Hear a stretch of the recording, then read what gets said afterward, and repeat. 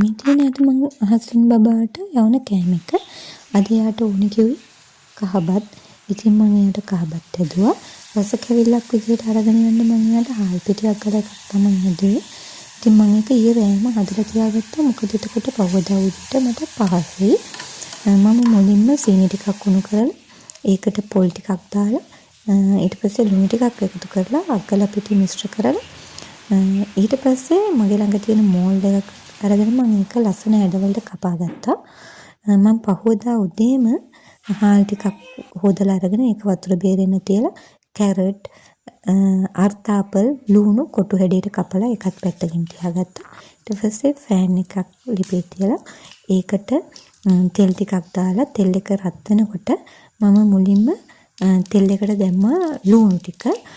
ලුණු ටික චුට්ටක් පැදීගෙන එනකොට මම ඒකට එකතු කරනවා කැරට් එක.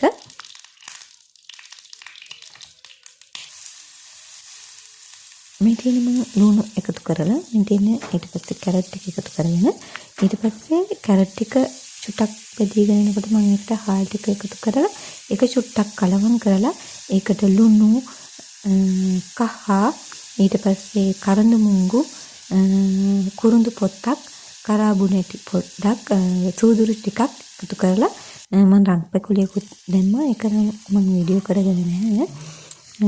ඒ ටික දාලා මිශ්‍ර කරගත්තා. ඊට පස්සේ මම මේ ටික චුට්ටක් පැදෙන්න තියලා මල්ටි කුකර් එකට දැම්මා විනාඩි 5කට බත් එක හදාගන්න වතුර දාලා. ඊට පස්සේ ආයෙ මම තෙල් එකක් තිබි තියලා ඒකෙන් අර කොටු හැඩයට කපාගත්ත අල ටික වෙනම බෙදලා තියාගත්තා.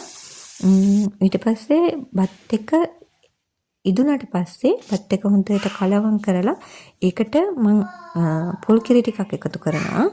මම අද බබාට යවනවා බෙදගත්ත බිත්තරයක්. ඒකට මම බිත්තරේ හොඳට තම්බලා ඒක ෆ්‍රයි කරනවා ෆෑන් එකේ. මම අද බබාට යවනවා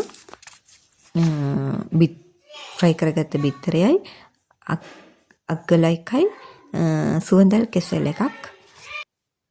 මේ තියෙන්නේ අද මගේ බබාගේ